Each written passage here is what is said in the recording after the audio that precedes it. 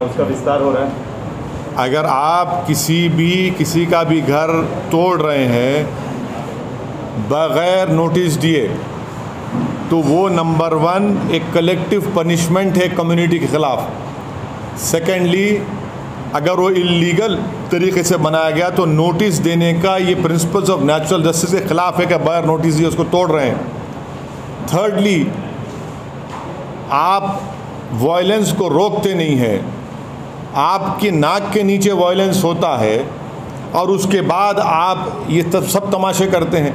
तो ये घर को तोड़ना कौन से कानून के तोड़ रहे हैं घर बताइए आप। मैं दूसरा नहीं, मैं आपको कानून की संविधान की बात कर रहा हूँ। आप कौन से कानून तहत घर को तोड़ रहे हैं बताइए हमको।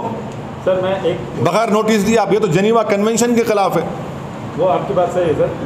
मैं सही constitutional responsibility which these respective state governments have completely failed. This is what I call state complicit violence, and once again the Muslim community has been targeted in what happened in all these states in this RN procession. Sir Shivraj Singh Chouhan ने bulldozers चलवाए, आप कह रहे हैं Muslim community को target कर रहे हो क्या? बिल्कुल। कौन से कानून के तहत आप बुलडोजर चला रहे हैं बताइए। इलीगल कब्जा था तो आप नोटिस क्यों नहीं देते? क्या इलीगल कब्जा सिर्फ मुसलमानों का है, दूसरे लोगों का इलीगल कब्जा नहीं है? बड़े बड़े जो बिल्डिंग खड़ी हुई हैं चाहे किसी भी उसका नहीं है।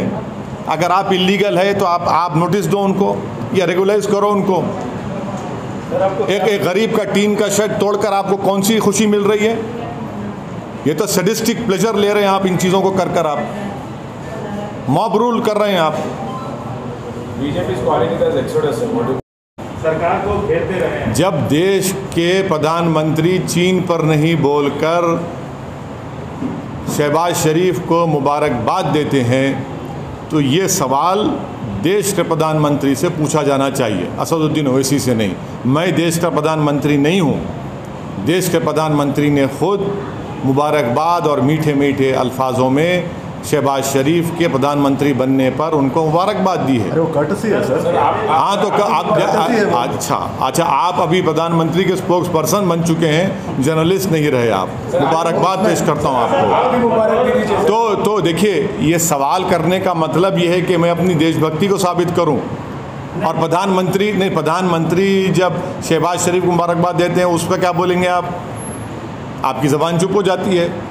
आपको उल्टा सवाल करना चाहिए प्रधानमंत्री से, बीजेपी से। दूसरे मुल्क का वज़ीर-ए-आज़म हमारे कश्मीर के बारे में उनके सुनिए, उनके उस बयान के बाद ही मेरे देश के प्रधानमंत्री ने शहबाज शरीफ को मुबारकबाद दी। भारत सरकार को जवाब देना चाहिए उनका। भारत सरकार उनका जवाब दिए, प्रधानमंत्री तो मुबारकबाद पेश कर दी उनको। नहीं, आप हमसे सवाल कर रहे हैं। नहीं सुनिए, प्रधानमंत्री ने क्या जवाब दिया? प्रधानमंत्री ने मुबारकबाद दे दी उनको। देश के प्रधानमंत्री मुबारकबाद दिए हैं। नहीं, प्रधानमंत्री ने उनको मुबारकबाद दी है और कहा कि भाई इस खित्ते के अमन के लिए हमको अमन को बरकरार रखना चाहिए, टेररिज्म ख़त्म करना चाहिए। देश के प्रधानमंत्री मुबारकबाद दे रहे हैं तो ओवैसी से क्यों सवाल किया जा रहा है? सर आप कश्मीर से हमसे सवाल क्यों करते हैं? प्रधानमंत्री से भी करिए। अरे हाँ जब नहीं, देश के प्रधानमंत्री जब मुबारकबाद दे रहे हैं शहबाज शरीफ को तो ओवैसी को क्यों घसीट रहे हैं इसमें आप? सर लेकिन इमरान खान ने भी अपने फॉरेन पॉलिसी को देश के प्रधानमंत्री ने शहबाज शरीफ को सुनिए, देश के प्रधानमंत्री ने शहबाज शरीफ को मुबारकबाद दी है। देश के प्रधानमंत्री ने जब शहबाज शरीफ के बड़े भाई नवाज शरीफ प्रधानमंत्री थे उस मुल्क के, तो अफ़गानिस्तान से अचानक जब उन्होंने देखा कि शहबाज शरीफ के घर में लाइट दिख रही तो उन्होंने उतर गए, वहाँ पर दावत में चले गए बिन बुलाए मेहमान बनकर। हैं, हमको क्यों बोल रहे हैं? फिर उसके बाद पठानकोट हुआ, आप प्रधानमंत्री से पूछिए, वो मुबारकबाद दी है। फॉरेन पॉलिसी पे हमें फॉरेन पॉलिसी नहीं बोलते रहते हैं, लेकिन अरे हम इमरान खान जो प्रधानमंत्री ने जो मुबारकबाद दी है शहबाज शरीफ को, असदुद्दीन ओवैसी को क्यों पूछ रहे हैं फॉरेन पॉलिसी आप? प्रधानमंत्री चीन के ऊपर नहीं बोलते, लेकिन प्रधानमंत्री चीन का नाम लेने से डरते हैं। प्रधानमंत्री वो इलाक़ों में जहाँ पर आज हम पेट्रोलिंग नहीं कर सकते, उन हिस्सों में जो भारत का हिस्सा, वहाँ पे चीन बैठा हुआ है। डेप्सांग में क्या हो रहा है, हॉट स्प्रिंग में क्या हो रहा है, डेमचौक में क्या हो रहा है, प्रधानमंत्री बोलते ही नहीं है। और मैं प्रधानमंत्री से कह रहा हूँ कि हम इनकी खामोशी से ऐसा लग रहा है कि कहीं सियाचिन हमारे हाथ से चीन ना छीन ले, ये ख़तरा है देश के लिए।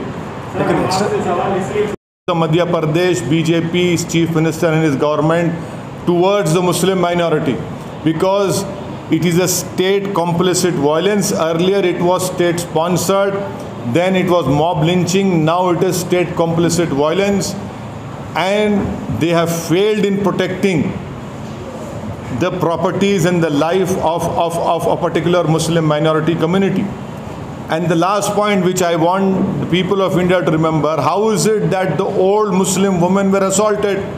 70-year-old Muslim women, their elbows were broken, their heads were smashed.